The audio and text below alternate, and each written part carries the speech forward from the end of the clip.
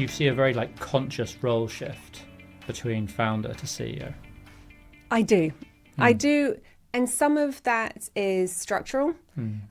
So a great framework for understanding that is the leadership pipeline, that you go from managing self to managing others to managing managers.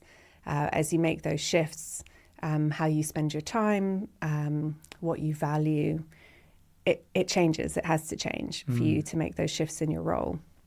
Because it's interesting, like the founder to CEO shift is language that's used a lot. Like you see it, don't you? Like kind of like this idea of founder to CEO. I think it was quite nice what you're saying here is some of actually what brings it to life and like tangibly what those changes mean. If I think there's some like functional changes to what you're doing as a CEO or late stage founder, but there's some behavioural changes as well.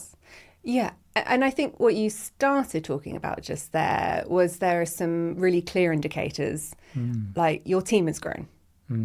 So with a growing team, you're managing more people, how you're thinking about management, that's going to change. So as your team grows, as your org structure changes, as your revenues increase, as you take on investment, those are really clear indicators that it's time to revisit what is my role within the business. So when sort of founders come to you and think, okay, I'm ready to think about it, what are some of the elements that they will think about with you? One example keeps coming to mind as we're talking, so I'll get that one on the table, which was a founder that said, my staff are asking for more communication. I am communicating and communicating and communicating. I don't know why they can't just get on with the job. What more do they need from me to be able to just take ownership of this and go for it? And as we went through that coaching session, it was the micro behaviours. It was that she would set the agenda for the meetings with the team. They would have a conversation about the work that needed to be done. She would even have a conversation with them about their role in getting the work done. And at the end of the meeting, she would then pick up her pen and document the actions and the next steps. Or she would be the only one to take away actions from the meeting. And she hadn't realised that the role that she was playing when she was interacting with the team was communicating to them that she was taking responsibility for the work. Because often people think about my role as a CEO is like to get more into the numbers. It's like the very practical, functional. It sounds like there's a big blind spot then here on micro behaviours or maybe macro behaviours that are really undermining that shift. Is that right? Yeah. So sometimes they might be aware of the shift that they need to make, which is, in that situation, it would be delegating more, spending more time being outward focused. She knew that, but her frustration was she felt like the team weren't taking responsibility. They were asking for more communication, but actually what she was communicating to them was that she was still going to take responsibility for running projects or making the work happen.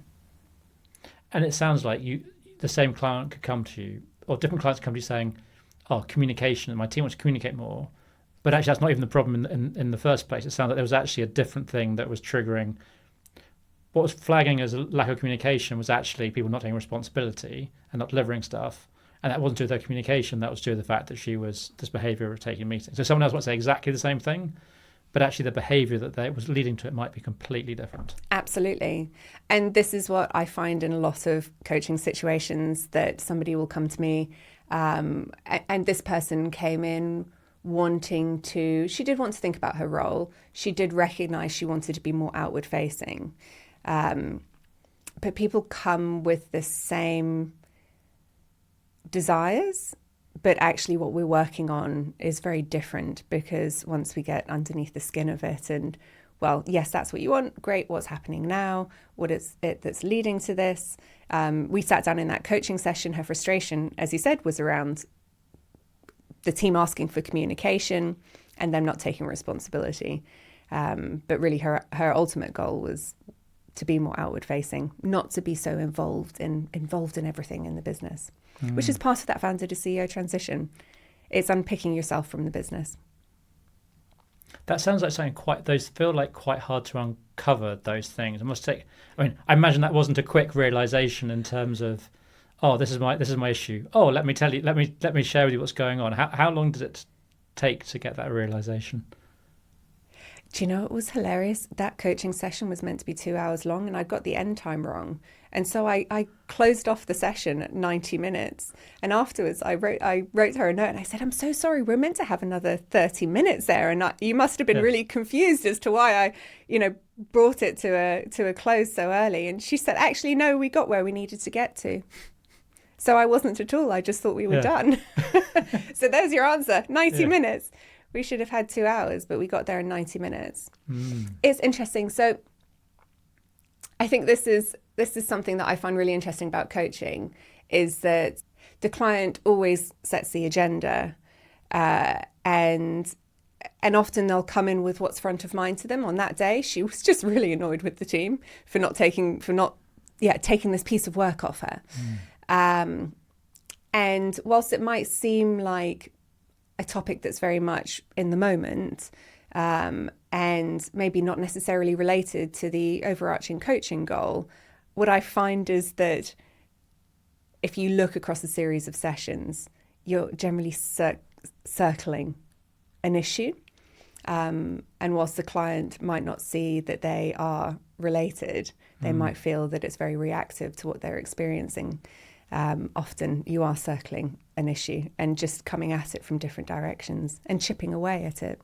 So the chip away there was she just started to change over her behaviour in meetings. And did it have the impact that she wanted? She's not suddenly outward facing like 100% of the time, which, actually I don't think she expects to be 100% of the time, but it did chip away.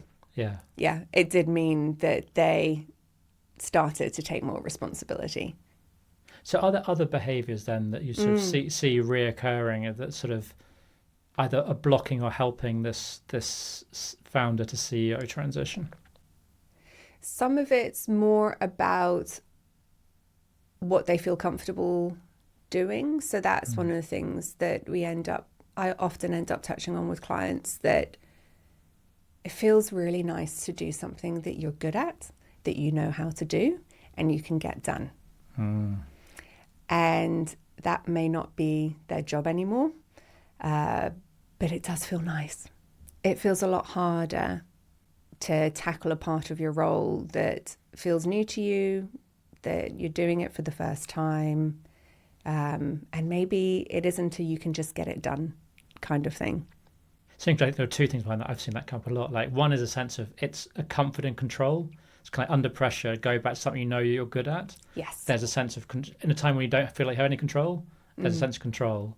But also I think we're so indoctrinated the whole way through our career. It's kind of like, oh, you start a career and it's like, oh, well done, you've done this. And then you get a bit of like, well done, you got something else. It's like, it's very much like school days. It's sort of like a dopamine hit, tick off the list. And I think it's very hard for founders to shift their kind of reward system away from individual ticking to team ticking, if that's even a...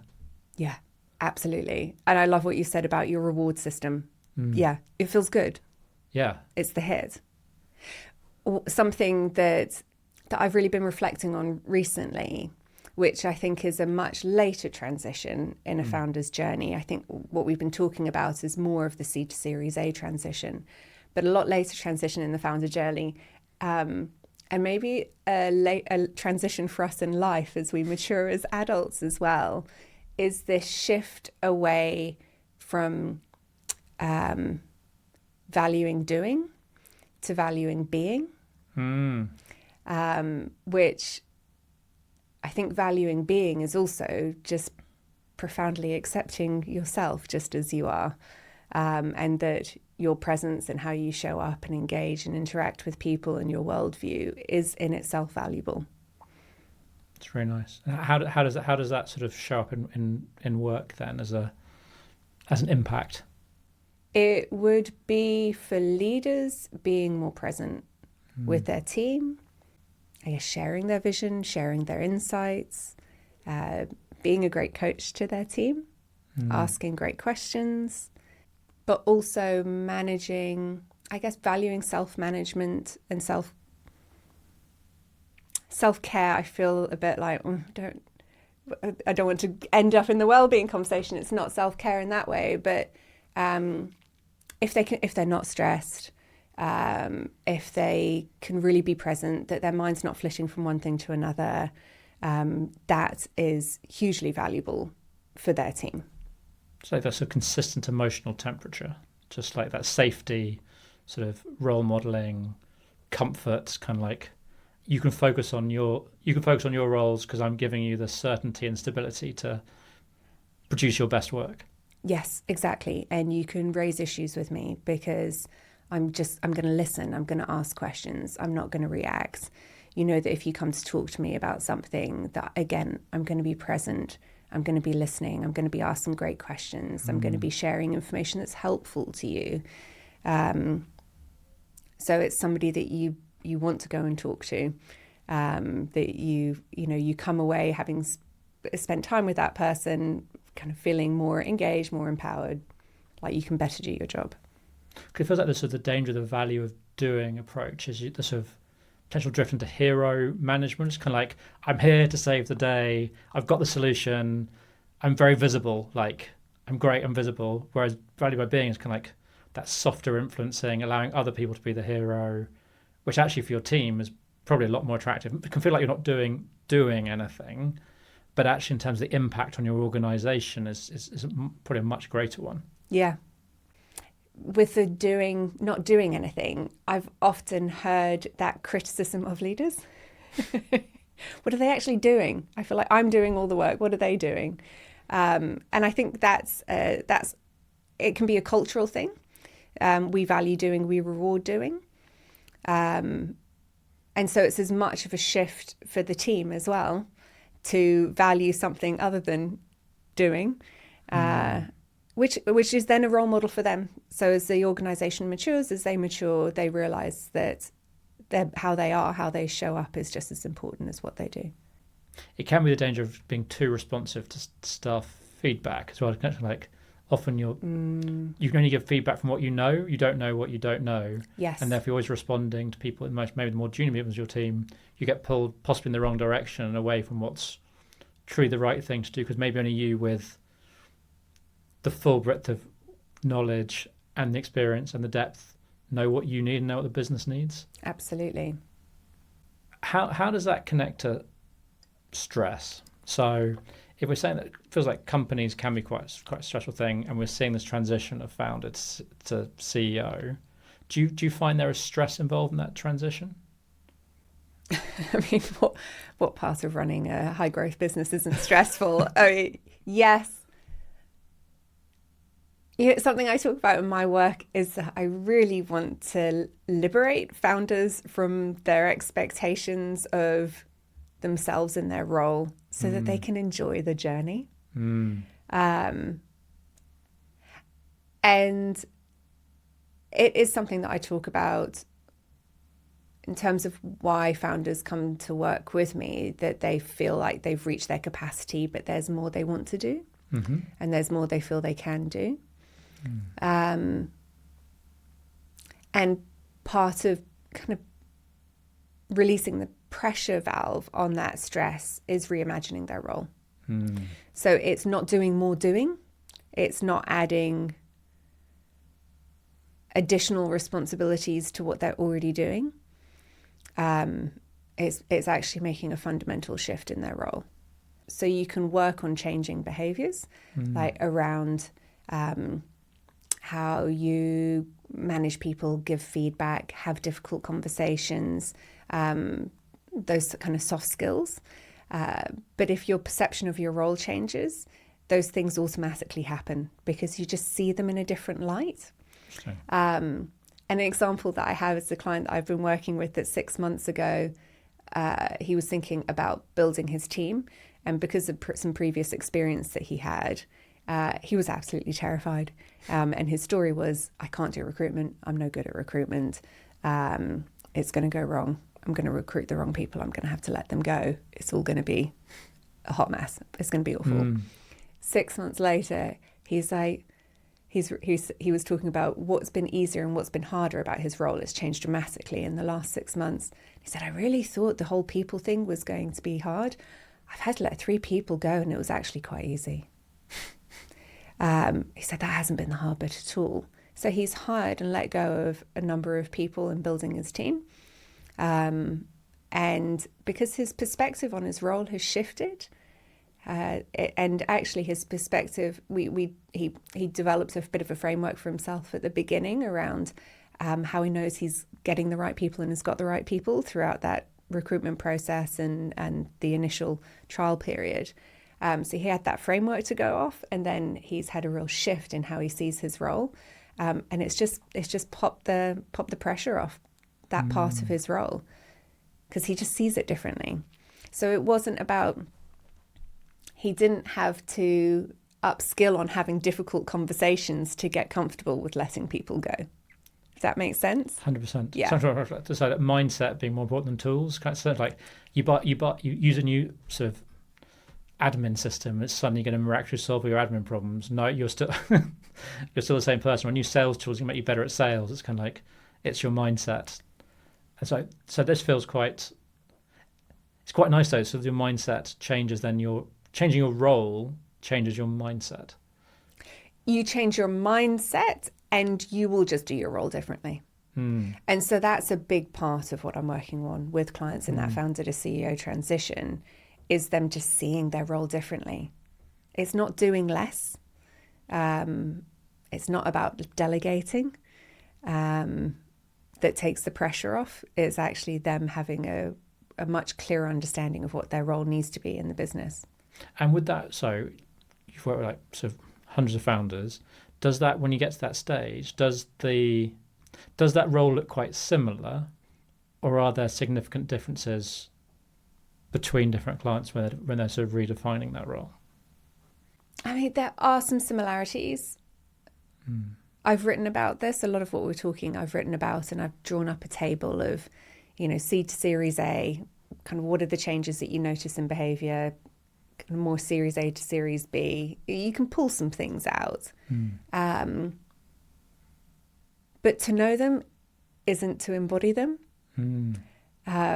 That's kind of the behavioural level, right? You can know, what does this look like as in different behaviours? Somebody can try and do those things differently. But if they don't have a sense of what the new role needs to be, they're just kind of going through the motions. And it sounds like you feel like also the discovering what that role is part of the process. It's not going, it is. This is what the ideal role of a CEO looks like. No. It's kind of like, what does it mean to you? Yes. You've almost got to do the work to get there for yourself, even if it's a common destination. Absolutely. And that's why I paused when you asked the question. It's like, yes, I have to find this. It's in an article, but why that article isn't the answer to everyone is because it's a journey. It's a journey to really go there for yourself. And so when you say, are there some things that you notice that are similar for everyone? I'd say yes and no. And for me, actually a firm no, because it's different for everyone. And I think that is a really helpful myth to bust for a lot of CEOs, especially female founders, that they talk about wanting to be more CEO-like. Actually, not just women. Wanting to be more CEO-like, feeling like an imposter. And I think I always start with, well, this is your business. You know it better than anyone. You already are the CEO. Like, what is your version of this that plays to your strengths and your values, rather than looking to popular role models and trying to behave like them? It's just not going to work. I don't know. So this is like build a company, build around you. So like if you're the core of it, build around. I had one client was told by all of his sort of, it's around that he should delegate the sales stuff. It's like he was probably the single best salesperson I've ever met. Was brilliant at it, loved it, got so much joy from it, and has spent the previous year trying to delegate it. I was like, you're giving up something you enjoy and are really good at, because other people telling you that's how you, it's like, that's not the business you want to build. How do we do it around you? So if you do this bit, what does that mean around you? So I wonder whether you see that as kind of like as a skill, enjoyment, but you can design it around, you put the founder right in the middle, put the founder first, Yes. design the business around the founder. Yes. Yes. And it's busting some of those myths or challenging some of those assumptions around, well, a founder shouldn't be running the sales function, or a founder should, or a founder shouldn't. Yeah. Yeah. I mean, we always say should and shouldn't aren't allowed in coaching, but it's so easy to drift into it. It's like, oh, well, obviously on the business means this, in the business means that. And it's just a lot more nuance, isn't it? Yeah. And it's a personal journey. As it's talking about, it's a personal journey. You said, letting founders get there themselves. There's one client that I worked with. We did a fun experiment, actually. Yeah. We used the Nancy Klein time to think process, and we did 30 minutes every day for 10 days of coaching, just a real quick drop in. And he didn't really have a plan when we started doing those sessions. They were an experiment. I wanted to experiment with a different format of coaching to see kind of where it might be useful. And but what he brought in, he felt like he was just kind of clutching at whatever was on his mind at that time in the morning, and he felt like it was a bit disjointed, but realized at the end, he's like, actually all of these topics I brought up each day were circling around a central topic. And it was something around like how he was showing up in his role. And I can't remember what it was specifically, but he said it. He's like, oh, I've got to stop doing this and do that. He said, I can't tell you how many people have given me that exact feedback for years, personal and at work and friends. He said, thank you so much. You must have been so frustrated, like hearing me talk and knowing this and not saying it to me. Thank you so much for not saying it to me, because now I finally understand it, and I finally understand why I have to stop doing this or change the way I'm doing this. I can see the impact that it's having. I can see how it's getting in the way, how it's holding me back. But yeah, and I'll never forget that. And that really, I hold myself to account with clients because of that story of, I might be able to see it, it might be clear as day to me, and I really want to call it out. But if I don't let them go on the journey, and this is where you started talking about intuition. If they can't feel it, then they're not going to change it.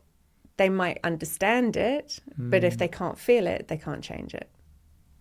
Or it's harder to change it. And it feels like you need to go through that journey to go to feel it. Like you can see it, so you can go, oh, here's what it looks like. It's kind of superficial. Like, oh, I understand that, but I don't know what feelings attached to that. I don't know what it feels like to do that, or what it feels like to be in that situation, or how it could feel different. And I think that's the real value of coaching. So, well, I've studied the neuroscience of change, and it talks about how we translate what we see into, we give meaning to what we're experiencing. And when we give meaning, we have an emotional response, and then we act. We don't realize and don't think that is the sequence, but it is. And if we can catch that earlier, how we might be interpreting something that's in front of us, or if we can be more cognizant of how we might be responding to what's in front of us, and actually the sense that we're placing on that response, then we can change our behavior. And so often the work that I'm doing with clients is getting them to recognize what they're experiencing in the moment, to recognize that, oh, this is when I do that thing. And they're much more likely to notice it and make the change if they can feel it. Makes sense. So it's almost like mindfulness. No, it makes total sense, because actually, the thing that was triggering for me is like this idea of, it's kind of a mindful process, like just capturing yourself in the moment, and you get to choose your response. But then to take it a step further, it feels like it ties into the chimp paradox idea of kind of like your chimp, your human, your computer, like programming your computer, catching yourself how you're responding, looking at your computer, reprogramming it. there's quite a lot of work in there. So when you say, oh, well, good looks like not honking your horn when someone crosses the road in front of you because you're annoyed, actually that's not really helpful, because why are you honking your horn? Yes. What's the programming that's triggering it? Like, how can you reprogram it? How's it serving you, that behavior? So why is it hard to move away from? Yes. What does that feel? So there's actually a lot more in there than just going, don't honk your horn when someone crosses the road late. Yes, exactly. You've got it. Yeah. And don't honk your horn. You're still going to have that. You're still going to get your hand to there and then stop. So how do you not even get there? Well, in that case, we'd like to say, oh, well, my role is no longer getting from A to B as quick as possible. My role is to make sure that my passengers are as safe as possible and as smooth. And actually, I'm role modeling good behavior for everyone. Like, actually, you change your mind from like being a sort of a speed racer to a chauffeur. Yes. To really stretch this analogy. Actually, the way you approach these situations would be quite different. Yeah. So I work with my clients one-on-one, but I'll often come and observe them in meetings as well, if that's appropriate for what we're working on. And I'd noticed that they show up. There are like two different versions of them that would show up with other people. And they noticed their tendency to become defensive. And those two things were linked. And we actually ended up doing some somatic work around the experience, what happens before you get defensive, and what happens or what's different about the times that you're not defensive, that this other person shows up. And they noticed, I could see it in the body language. There was this closing in and this withdrawal and looking down, and started scribbling. That's when the defensiveness was coming up. And when they were kind of at their best in meetings, it was this much more kind of laid back, and got them to actually embody those two experiences for themselves. And what they found, they were, because of the physicality of it, so getting to embody the defensiveness, there was this tension in the face, this leaning forward, this kind of tension, hunching over. They were really able to, when we next spoke, they said, oh, I could feel when I was starting to do it. And when we also embodied, what's the other version, which was this kind of floppy relaxedness. And they're like, and I just went flop.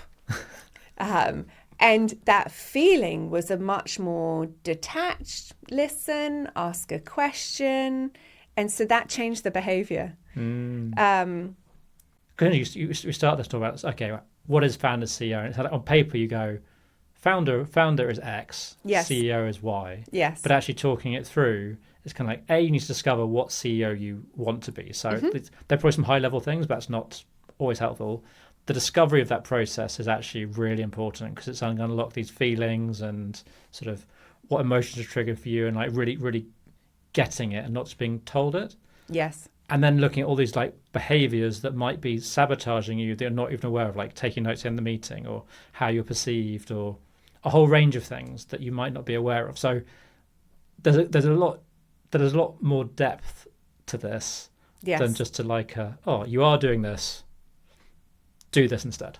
Yes. Change what you're doing, or rewrite your job title. I mean, I still think those things are really helpful, and they're a helpful place to start. And they are things that people can do alone, is to look at, how are my business goals changing? How's my org structure changing? Where do I need to spend my time now? What do I need to value? Like, I need to value managing people rather than doing the work. They are really helpful things to think through, and that is part of the journey. But then the other part is actually changing your behavior. And that's not easy. We are human with history, and that can be hard.